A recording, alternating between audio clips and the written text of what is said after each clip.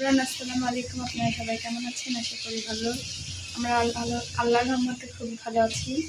আজকে আমরা ফুচকা পার্টি করতেছি। দেখেন অনেকগুলো ফুচকা আমরা ভাজছি। এই যে আরো ভাজতেছে,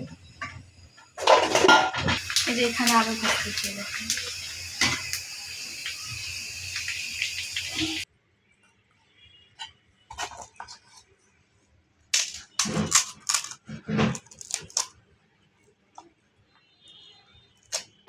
এই যে এখন আমরা ফুচকার উপরে ডিম গ্রেট করে দিয়ে দিচ্ছি। আপনারা চাইলে এরকম করে বাসায় ফুচকা বানায় খাইতে পারেন।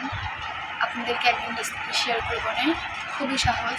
এই যে ফুচকাগুলো আমরা বাইরে থেকে কিনে আনছি, জাস্ট ভাজছি। আর টক পানি আর ডালটা আমরা রুমে বানিয়েছি। এটা